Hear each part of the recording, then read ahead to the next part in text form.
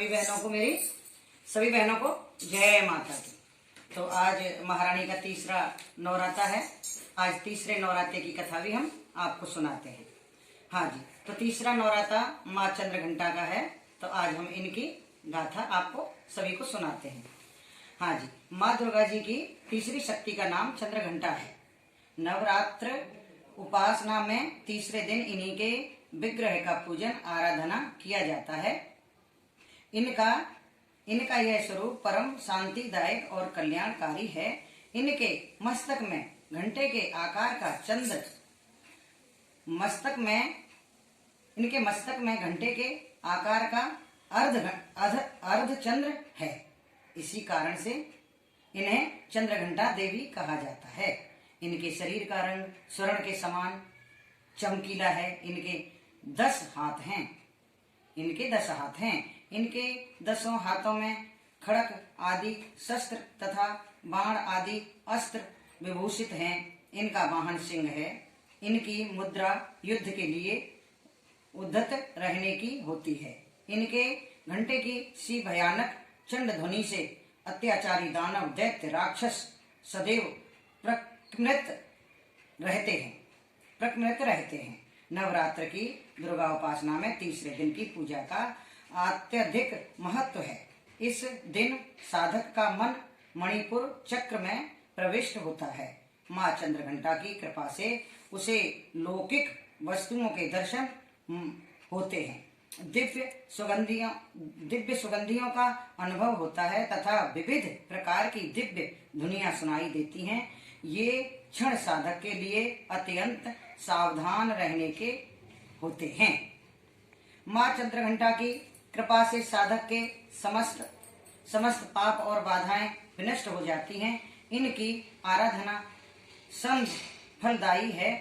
इनकी मुद्रा सदैव युद्ध के लिए अभिमुख रहने की होती है। अंत भक्तों के कष्ट का निवारण ये अत्यंत शीघ्र कर देती हैं। इनका वाहन सिंह है। अंत इनका उपासक सिंह की तरह पराक्रमी और निर्भय हो जाता है। इनके घंटे की ध्वनि सदा अपने भक्तों को प्रेत बाधी से रक्षा करती रहती हैं।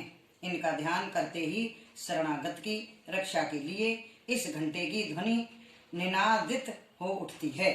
दुष्टों का दमन और विनाश करने में सदैव तत्पर रहने के बाद भी इनका स्वरूप दर्शक और आराधक के लिए अत्यंत सौम्यता एवं शांति से परिपूर्ण रहता है। इनकी आराधना से प्राप्त होने वाला एक बहुत बड़ा सद्गुण यह भी है कि साधक में वीरता निर्भयता के साथ ही सौम्यता एवं विनम्रता भी विकास होता है। उसके मुख नेत्र तथा संपूर्ण काया में कांति गुण की वृद्धि होती है।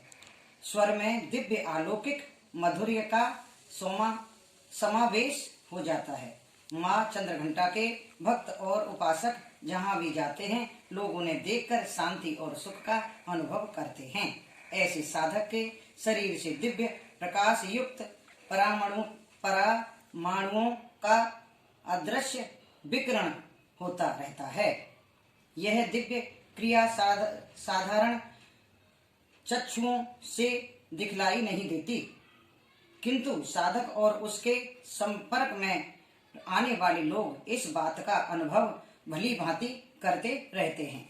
हमें चाहिए कि अपने मन वचन कर्म एवं काया को विहित विधि विधान के अनुसार पूर्णतः परिशुद्ध एवं पवित्र करके माँ चंद्रघंटा के शरणागत होकर उनकी उपासना आराधना में तत्पर हो।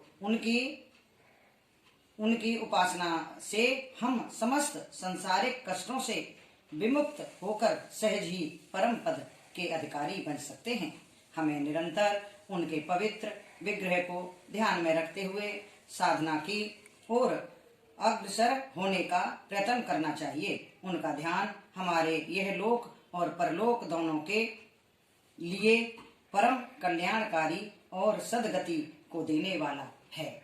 आज बोल चंद्रघंटा माता की जय, बोल सच्चे दरबार की जय। महारानी सबको ऐसे ही चंद्रघंटा माता सबको ऐसे ही सुख शांति दें, सबको बोल सच्चे दरबार की जय।